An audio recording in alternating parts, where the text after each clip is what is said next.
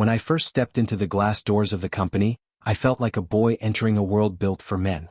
Everything about it, the sharp suits, the hurried footsteps across polished marble floors, the quiet hum of strategy meetings behind closed doors, reminded me that I was new, raw, and untested. I was only 25, a young graduate with little more than a degree and big dreams stitched into my chest. I remember clutching my worn leather bag as if it was my shield, telling myself I belonged here even when the doubt in my stomach said otherwise. Those early days were not easy. Every task I was given, I treated as though my whole career depended on it. Reports that others finished in an hour, I would spend my nights perfecting. I wanted to prove I was more than just the new kid. When I stayed late, the janitors would nod at me sympathetically, perhaps thinking I was overworking. But deep down I knew I wasn't working to impress them. I was working to earn my own place in this vast, intimidating building. Then, out of nowhere, came the chance that would change everything. Our company was preparing a presentation for a foreign partner, a deal that could open global doors. Senior executives had been polishing their slides for weeks. I didn't even imagine I'd have a part to play, not beyond maybe handling printouts or setting up the projector. But one afternoon, as I was silently shadowing my team leader, the CEO himself, my boss, looked straight at me. His eyes, sharp but unreadable, paused long enough to make my heart skip. "You," he said, his voice calm but commanding, "you'll handle the final segment." I thought I'd misheard him. Me? Out of everyone? My throat went dry. I nodded quickly, hiding the storm inside me. The final segment wasn't just filler. It was where the proposal was tied together, where confidence could seal the deal or shatter it. For days I prepared as if my life depended on it. I practiced in front of mirrors, whispering into empty rooms at midnight, pacing with nervous energy until my legs ached. The night before the presentation I barely slept. My reflection the next morning showed dark circles under my eyes, but I straightened my tie and told myself that this was the moment I had been waiting for. When the time came, I stood in front of an audience larger than any I had faced before. The foreign delegates looked sharp, critical, ready to dissect every word. My palms were damp as I gripped the clicker. For the first 2 slides my voice wavered, but then something shifted. I caught sight of my boss at the back of the room. He wasn't smiling, but there was an intent focus in his eyes. That single look steadied me. I delivered the presentation with everything I had: clarity, passion, precision. The numbers flowed smoothly, the vision painted itself across the slides, and by the end I wasn't speaking like a rookie. I was speaking like I belonged. When the final applause came, it wasn't loud, but it was real. The delegates nodded in approval, and relief washed over me like a wave I had been waiting to ride all my life. Afterwards, while others congratulated each other, I stayed quiet in a corner, too drained to celebrate. That's when he approached me, my boss, the CEO himself. A man known for his reserve, his almost cold professionalism. He placed a hand on my shoulder, light but firm. "Well done," he said. Just 2 words, but they sank deeper than any compliment I had ever received. From that day forward, something changed. He began noticing me more, calling me into meetings where I had no obvious role, asking for my input on matters beyond my level. He even started offering small pieces of advice, hints on leadership, on vision. To the rest of the staff I was still the new kid. But in his eyes I felt different. Yet, behind his calm mentorship I sensed something else. An interest that didn't quite fit within the boundaries of work. Sometimes I would catch him watching me a moment too long, as though searching for something unspoken. Other times, his voice softened just slightly when he addressed me, like there was weight in words he never said aloud. I didn't understand it then, and perhaps I didn't want to. All I knew was that in a matter of weeks, my life had shifted. I had earned his recognition, his trust. And maybe, unknowingly, I had stepped into a story much larger than myself. It was a week after the presentation when he invited me. I remember the way he asked, calm, almost casual, yet carrying a weight that made it impossible to refuse. "Come to my house for dinner this Friday," he said, as if it was a simple gesture. For a moment I was stunned into silence. The CEO of the company inviting me, the newest recruit, to his home? It felt surreal. I nodded quickly, masking my surprise with a polite smile, but inside I was buzzing with questions. Why me? Why now? That entire week I couldn't focus. Every report I wrote, every email I sent, my mind wandered back to the invitation. Was this recognition? A sign that he truly saw something in me? Or was it just courtesy, a professional bonding gesture? Still, I couldn't help but feel honored, as though I had crossed an invisible threshold that others only dreamed of. Friday came, and with it a nervous anticipation. I polished my shoes twice, ironed my shirt until not a wrinkle remained, and rehearsed polite conversation topics in my head. By the time I stood outside his house, a grand, sprawling mansion on the edge of the city, I felt like a child stepping into another world. The house itself was intimidating, with high gates and a driveway lined with old oak trees. When the security guard waved me in, I swallowed hard and forced myself to walk with confidence. The mansion loomed ahead, its stone facade elegant yet strangely cold, as though it carried too many secrets within its walls. He greeted me at the door himself, dressed more casually than I had ever seen him. No sharp suit, just a plain shirt and trousers. Even that startled me, it made him seem more human. "Come in," he said, his tone softer than at the office. The interior was quiet, almost too quiet. The walls were decorated with expensive paintings, and the chandeliers glowed warmly, but there was an emptiness that the luxury couldn't hide. It was the kind of silence that didn't comfort, it unsettled. We moved to the dining room where the table was already set for 3. That puzzled me. I had expected a private dinner between the two of us, maybe his way of offering mentorship. But the extra place at the table raised questions I didn't dare ask. "You'll meet my father," he explained, catching my glance. His expression was carefully neutral, but there was a tightness around his eyes that betrayed something deeper. Before I could respond, I heard the sound of wheels against the floor. A moment later, an elderly man appeared, pushed in by a house staff member. He was frail in body, bound to a wheelchair, but his eyes, sharp, restless, almost hungry, betrayed a fire that time hadn't managed to extinguish. "This is my father," my boss introduced. "Father, this is the young man I told you about." The old man's gaze fixed on me, unblinking. It was as though he was studying me, peeling back my layers with just his eyes. A shiver crawled down my spine, but I forced myself to smile politely. Dinner began, though I could hardly taste the food. The atmosphere was heavy, filled with unspoken tension. My boss tried to keep the conversation light, asking me about my family, my ambitions. I answered politely, though I couldn't ignore the way his father kept watching me, his eyes never softening. Finally the old man spoke, his voice raspy yet commanding. "So, you've brought me someone new." The words froze me. I looked at my boss in confusion, but he kept his eyes on his plate, his jaw tight. "What do you mean?" I asked carefully. The old man gave a crooked smile, one that held no warmth. "He knows what I mean," he said, nodding at his son. "Don't you?" My boss sighed, a long weary sound.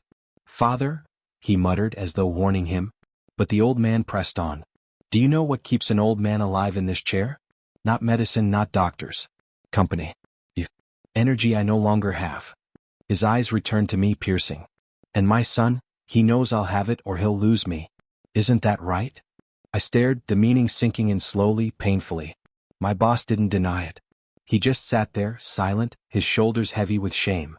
The truth crashed down on me in that instant. This dinner wasn't about recognition or mentorship or celebration. It was about appeasing a bitter, manipulative man who had weaponized his own frailty to control his son. My stomach turned. I wanted to stand, to walk out, to say I would not be part of whatever twisted arrangement this was. Yet, when I looked at my boss, I saw something that stopped me: helplessness. He wasn't proud of this. He wasn't cruel. He was trapped, caught in the grip of a father who demanded youth as if it were oxygen, threatening despair and death if denied. Fear battled with empathy inside me. Part of me recoiled, whispering that I should never have come. But another part, the part that saw the quiet desperation in my boss's eyes, told me that walking away wasn't that simple. That night, as the old man continued to stare at me with unsettling intensity, I realized I had stepped into a story I didn't fully understand. A story where power, love, and control twisted together into something dark. And somehow I had become a piece of it. The days after that dinner lingered in my mind like a shadow I couldn't shake. At the office, I tried to bury myself in work, but my thoughts kept circling back to the image of the old man in the wheelchair, his eyes burning with something between hunger and despair. I had walked into that house expecting a mentor's guidance, maybe a friendly meal, but what I found instead was a family secret so heavy it bent the shoulders of the man I worked under. It wasn't long before I was called again. Not by choice but by circumstance. My boss asked me, with the same tired tone as before, to visit his father once more. There was no command in his words, but there was a plea, one that told me refusal would hurt more than it would help. Against every instinct I agreed. The second time I saw the old man differently. Not as just a bitter figure at the dinner table, but as a person trapped in a body that no longer served him. The wheelchair was more than a seat, it was a prison. His legs, thin and unresponsive, seemed almost foreign to the rest of his body. His hands trembled when he tried to grip the armrests, yet his eyes were alive. Sure. Restless. Like an eagle forced into a cage too small to spread its wings. "You came back," he said when I entered the room. There was triumph in his voice, as though my presence confirmed his power. I offered a polite nod. "Your son asked me to." "Of course he did," he chuckled, though the sound carried bitterness more than humor. "He knows I'll have my way or he'll regret it." The words unsettled me, yet they revealed something I hadn't grasped fully before. This wasn't just eccentricity or loneliness, it was control. He wielded his fragility like a weapon, turning his dependence into leverage. He leaned forward slightly, his knuckles white as they gripped the armrests. "Do you know what it's like to be trapped in this chair? To watch life happen around you while you're left behind. You begin to wonder if you're alive at all. And when you feel yourself fading, you grasp at whatever keeps you tethered." His gaze locked onto mine, and for a moment, I felt the weight of his words. There was pain behind them, raw and unfiltered, and yet he twisted that pain outward, forcing it onto his son, onto me. "My son owes me," he continued, his tone hardening. "Everything he owes me." And I told him, "Bring me companionship, bring me youth, or watch me wither. Watch me die." His voice dropped to a whisper, cold and deliberate. "And he believes me. Because he knows I'll do it." The statement hit me like a slap. I glanced at my boss, who stood by the doorway, his expression heavy with the familiar weight of those threats. It wasn't an exaggeration, it was the truth. The old man's life dangled on the thread of his own manipulations, and his son carried the unbearable responsibility of holding it together. At first, disgust curled inside me. How could a father torment his own child like this? How could he hold his life hostage to demand the company of strangers? But as I sat there, studying his frail frame, my anger softened into something unexpected. Pity. Because beneath his cruelty I saw fear. Not the fear of death itself, but of abandonment. He was terrified of vanishing into the silence of that house, terrified that no one would care when he was gone. His obsession with youth, with companionship, it wasn't lust, not really. It was a desperate attempt to outrun the emptiness swallowing him whole. I shifted uncomfortably in my chair, unsure how to respond. He kept staring at me as though trying to drink something from my presence that he couldn't find anywhere else. His lips trembled as he spoke again. "You remind me," his voice cracked and he stopped. Then, with sudden intensity, he reached for my hand. His grip was surprisingly strong, his fingers cold yet unyielding. "You remind me of what I used to be. Strong. Alive. The world at my feet." I froze, uncertain whether to pull away. My boss stepped forward quickly, but his father waved him off with a glare. His attention returned to me, and in that moment something inside him broke. His eyes welled with tears and his body shook. He pressed my hand against his chest as though clinging to life itself. "Don't leave me," he whispered, his voice trembling. "Don't let me fade away." It was the first time I saw him not as a manipulator, but as a man stripped bare of pride. The bitterness, the cruelty, the blackmail, it was still there, yes, but beneath it all was a soul terrified of disappearing into irrelevance. I sat frozen, my heart torn between revulsion and compassion. Part of me wanted to recoil, to push him away, to declare that I wasn't his lifeline. But another part, the part that saw his tears soaking into his frail skin, couldn't ignore the raw humanity of his plea. That night, as he clung to me with a desperation that words couldn't capture, I understood something I hadn't before. His power was not born from strength. It was born from fear. A fear so consuming that it chained both himself and his son to a cycle of pain. When I finally pulled my hand back, gently, he collapsed against his chair, breathing heavily as though the encounter had drained him. His son quietly guided me out, his face pale and silent. As I left the house, the night air hit me with a clarity I didn't want. I was caught in something I couldn't untangle easily, a family built on chains of guilt, fear, and unspoken needs. And for reasons I couldn't yet explain, I wasn't sure if I wanted to run away, or stay. That night, after the old man's trembling hands had finally let go of mine, I expected my boss to send me home without a word. He seemed broken himself, weary in a way that went beyond long hours at the office. But instead of dismissing me, he led me into his study. The room was dimly lit, lined with shelves of books and awards that marked a life of power and achievement. Yet, sitting behind that polished desk, he looked nothing like the untouchable CEO I had admired in the office. He looked like a son on the edge of collapse. For a long moment he said nothing. He poured himself a glass of whiskey, his hands steady but his eyes clouded. I stood awkwardly, unsure if I should sit. Finally he spoke. "You shouldn't have to see this," he murmured, his voice low, stripped of its usual authority. "You shouldn't have to be dragged into my father's madness." I swallowed, unsure what to say. He didn't look at me. He looked into the amber liquid swirling in his glass, as if searching for answers there. "My whole life," he continued, "he has held me by the throat. Not with his hands but with his words. When I was younger he told me I'd never amount to anything without him. When I grew older he said I owed him everything, my education, my position, even my breath." He paused, his jaw tightening. "And now, when time has taken his body, he uses it as a weapon. He tells me he'll end himself if I don't give him what he demands." The rawness in his tone startled me. This was a man who commanded boardrooms, who silenced executives with a single look. Yet here, in his own house, he was confessing to chains that had bound him his whole life. "Do you know what it feels like," he asked quietly, "to go to bed every night knowing that if you don't obey, you might wake up to find your father dead? To know the guilt would bury you alive?" His eyes finally lifted to mine, and the weight in them was unbearable. "That's what he does to me. Every single day." I didn't know how to answer. My throat tightened. I had thought him powerful, almost untouchable. But now I saw the truth. He wasn't cruel. He wasn't cold. He was a victim, trapped in a prison built by his father's manipulations. For the first time I felt something beyond respect for him. I felt sorrow. "He asked me to come here for you," I whispered, the realization dawning slowly. "Not for me. For you." He nodded once, bitterness curling his mouth. "I hate myself for it. I promised I would never let anyone else suffer because of him. And yet," his voice broke just slightly, "here you are." The silence that followed pressed on me like a stone. I could have walked away right then. I could have told him that whatever burden he carried wasn't mine to share. After all, I was just his employee, a young graduate trying to make a name for myself. This was not my fight. But the image of the old man's trembling hands wouldn't leave me.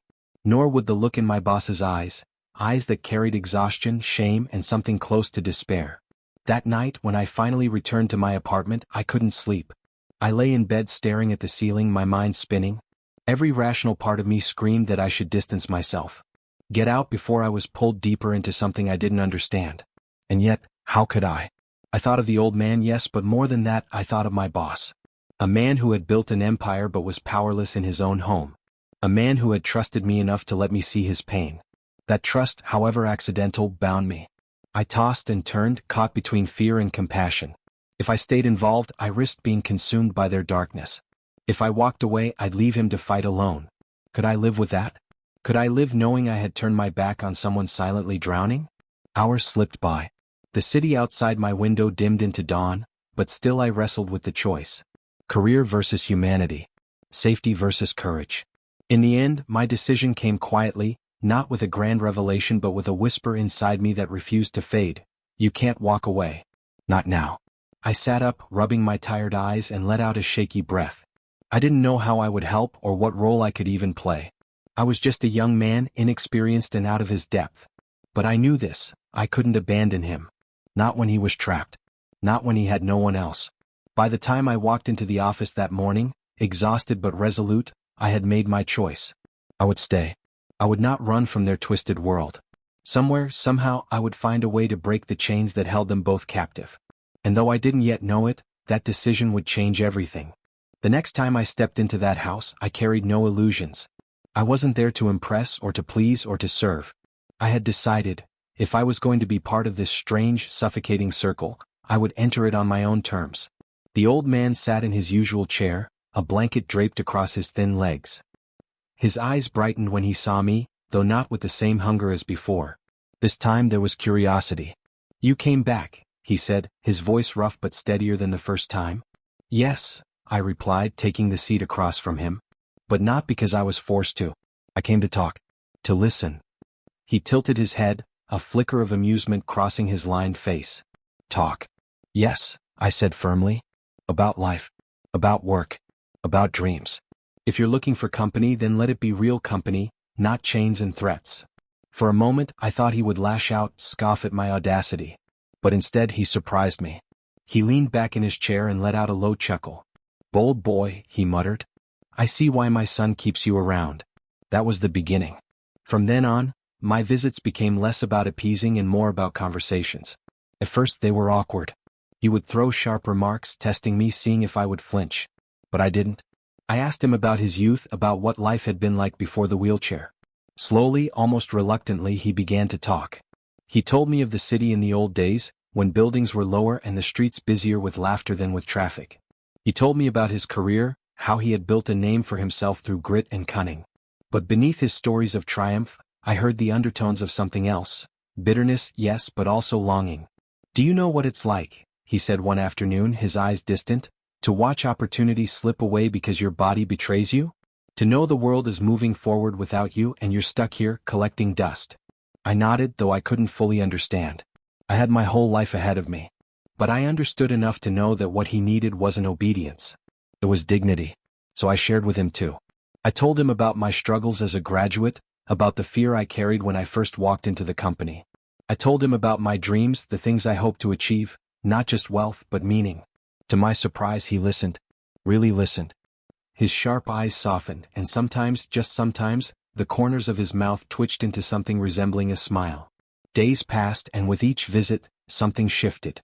The man who once demanded youth as though it were oxygen began to crave something else: conversation, connection, respect. The first time I made him laugh, I nearly froze in shock. It wasn't a cruel laugh, not a mocking one, but genuine. I had told him about a blunder I'd made in the office, how I spilled coffee on a stack of important papers and nearly fainted from panic. His shoulders shook as he laughed, his thin hands slapping the armrest of his chair. "You're more human than my son lets on," he said, wiping his eyes. "He thinks the world is a chessboard, but you stumble, you fall, and you admit it. That's what makes you real." When my boss walked in during one of these lighter moments, he stopped dead in the doorway. I saw disbelief flash across his face, as if he couldn't trust his own eyes. His father hadn't laughed in years, not genuinely anyway.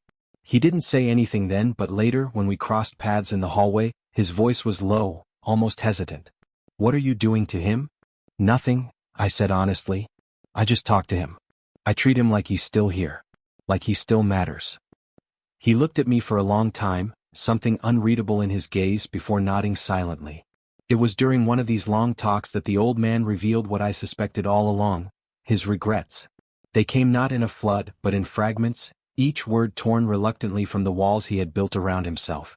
"There was someone once," he said one evening, his voice quieter than I had ever heard it. The lamp light cast shadows across his weathered face. "Someone I loved." I leaned forward, careful not to interrupt. "He was different," the old man continued. "But in those days you didn't speak of such things. You buried them, hid them behind marriages and business deals. I chose ambition. I chose respectability. And in the process I lost him." His voice cracked, and for a moment, I saw not a manipulative tyrant, but a man grieving for the life he had denied himself. "What happened to him?" I asked gently. He shook his head. He moved on. "I heard he found happiness somewhere far from here. But me? I stayed. I built this house, this company, this empire. And when I finally had it all, I realized I had nothing. Not really." The silence that followed was heavy. My chest tightened with something I couldn't name. This bitter, domineering man had been hiding a wound all along, a wound that festered into the control and cruelty he inflicted on his son. But underneath he was just lonely, terrified of dying with no one to remember him. For the first time I reached out, not out of fear but out of choice. I placed my hand gently over his. He didn't flinch. Instead, he closed his eyes as though savoring a rare moment of peace. "You don't have to carry it alone anymore," I said softly. "You can't change the past, but you can still change what's left." His lips trembled, but no words came. Yet in his silence I felt the faintest shift, the beginning of something fragile and new. From then on, my visits were no longer obligations. They became conversations worth having. He still had his sharp edges, his temper, his moments of manipulation, but they were tempered now by a softness he could no longer hide. And each time I left the house, I carried with me the weight of his stories, his regrets, his laughter. I didn't know what this would lead to. I didn't know if I was healing him, or simply delaying the inevitable. But one thing was certain: a bond was forming. Not of demand and obedience, but of something closer to trust. And though it scared me, it also gave me hope. The weeks I spent at my boss's house had begun to feel strangely normal. The old man, his father, had become a part of my routine. I visited him after work, sometimes on weekends, and though our relationship had begun with fear and discomfort, it had turned into something else entirely. He was still unpredictable, still demanding at times, but he had softened. I saw glimpses of a man who longed for love, not just control. But change, I realized, is never simple. One evening, after a particularly long day at the office, I came to the house and found the air heavy, too quiet, too still. My boss met me at the door, his face pale, his eyes restless. "He's not well today," he whispered. "Be careful." When I entered the old man's room, I saw him slumped in his chair, his breathing shallow, his eyes bloodshot. At first I thought he might be ill, but then he snapped his head toward me with surprising sharpness. "So," he said hoarsely, "you've come. Tell me, how long will you keep visiting? How long before you get bored and leave me like everyone else?" His voice cracked, rising in pitch until it was almost a wail. His hands trembled violently on the armrest of the wheelchair. "Sir," I began gently, but he cut me off. "No. Don't lie to me. I can see it in your eyes. You'll leave. You'll disappear and I'll be alone again. I won't endure that." Then, with a sudden intensity, he grabbed a letter opener from the small table beside him. My breath caught in my throat. "Father!" my boss shouted, rushing forward, but the old man held the sharp edge shakily against his own wrist. "I swear I'll end it now. If you walk out of my life, boy, I'll make sure I never see another day." His words trembled between rage and desperation. I froze. My chest tightened. This was more than blackmail now, this was pain laid bare. His anger wasn't about me, not really. It was the fear of abandonment, raw, consuming, and unbearable. "Put it down," I said softly, taking a step closer. "Why should I?" His eyes gleamed with tears, his voice breaking. "Why should I live if all I have left will vanish? My son resents me, the world has forgotten me, and now, even you'll leave like the rest." For a moment I didn't know what to say. My boss stood behind him, torn between fury and heartbreak, his fists clenched, his breathing heavy. And then it hit me, what the old man needed wasn't another promise to stay. He needed truth. He needed someone to hold a mirror to his pain. I took a deep breath. "You don't need me," I said firmly. His eyes widened, trembling as though the words were a slap. "You don't need young boys or tricks or threats," I continued, stepping closer until I could carefully take the letter opener from his unsteady grip. "What you need is peace. You've been chasing life in the wrong ways.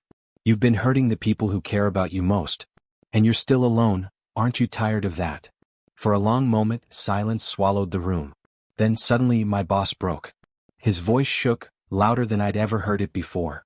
"Yes, he is." His eyes blazed with a mixture of rage and sorrow. "I've given you my whole life, Father. I've obeyed, I've bent, I've suffered. And still, it's never enough for you. You don't see me. You don't see the son who has carried you for years. All you see is your emptiness." The old man looked at him, stunned, his face draining of color. Tears streamed down my boss's cheeks as he choked on the words. "Do you even realize what you've done to me? How many nights I thought about ending it all because I couldn't take the weight of your demands anymore. I've loved you, Father.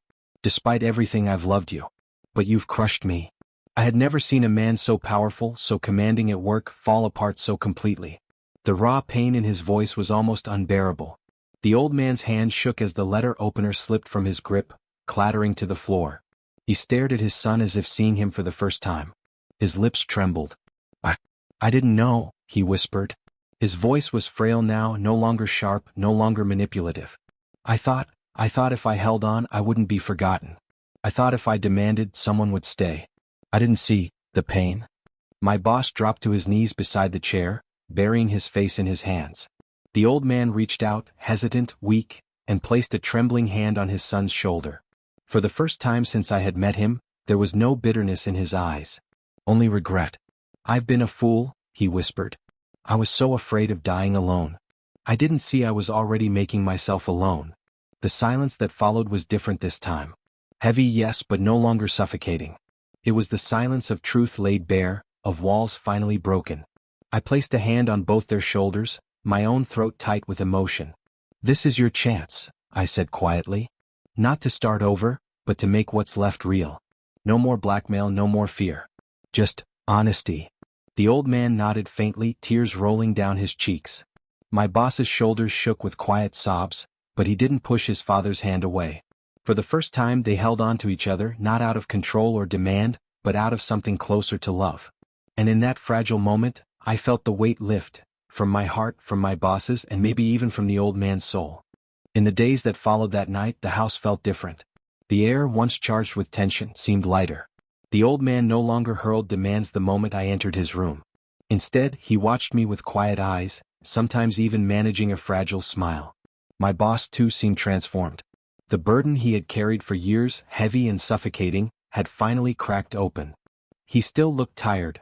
Those wounds would take time to heal, but there was relief in his steps, and sometimes, when he thought no one was watching, I caught him breathing as though for the first time. The old man didn't speak much about what had happened, but something in him had shifted. He agreed, hesitantly but sincerely, to meet with a counselor. I didn't sit in on those sessions, but I saw the change afterward. His anger no longer erupted in sudden storms. Instead, he spoke more slowly, sometimes with surprising gentleness. He was learning, I realized, to live with himself. One afternoon, I came into his room and found him staring out the window at the garden. His hands rested calmly on his lap. When he turned to me, there was no bitterness in his gaze. "You were right," he said quietly. "I don't need young boys. I need peace." The words startled me. They weren't dramatic, not a speech or an apology. But they were true. And that truth was worth more than anything else he could have offered. My boss stood behind me, listening. His eyes softened, and for once I saw no anger in his face, only the faintest trace of hope.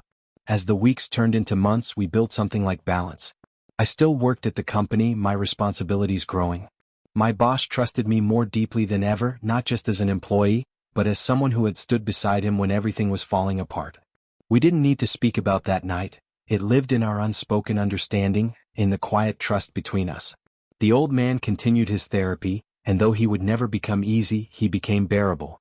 Some days he even managed to laugh, a sound so unfamiliar in the house that it startled us both the first time we heard it. There was no grand transformation, no sudden perfection. But there was healing. And healing, I realized, is quieter than anyone expects. It comes not with fireworks, but with the steady unfolding of peace. One evening, as I prepared to leave, the old man called out to me. "Thank you," he said, his voice steady, "for not abandoning me. For reminding me I still had something worth living for." I nodded, my throat tight. Later, as I stepped into the night with my boss walking beside me, I felt the strange warmth of something I hadn't expected when all this began: acceptance.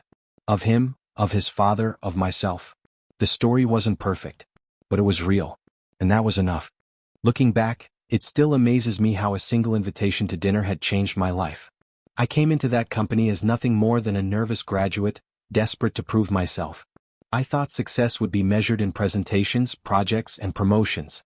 But instead it was measured in moments, unseen, unexpected, and deeply human. I had stepped into a world I never could have imagined. A powerful boss hiding years of torment, an old man whose bitterness masked a desperate fear of being forgotten. At first I wanted to run. Yet, by staying, I discovered parts of myself I didn't know existed: strength, patience, compassion. The old man wasn't healed overnight, but he found peace. He no longer demanded, no longer lashed out in cruelty. Sometimes, when I visited, he would tell me small stories from his youth, his voice touched with the kind of vulnerability I never thought I'd hear from him. My boss, too, was lighter. The sharpness in his eyes had softened, replaced by quiet gratitude. One evening, as we stood in his office after a long day, he said simply, "I don't know what I would have done without you." It wasn't just professional respect anymore, it was something deeper, the beginning of a friendship, maybe even a bond neither of us had expected. And me? I was no longer just an employee. I had been tested in ways no career manual could prepare me for, and I had chosen empathy over escape. That choice became my strength. I came to the company alone, searching for a career. But in the end, I left with something far greater: a family I never thought I'd have, and the quiet pride of knowing I made a difference.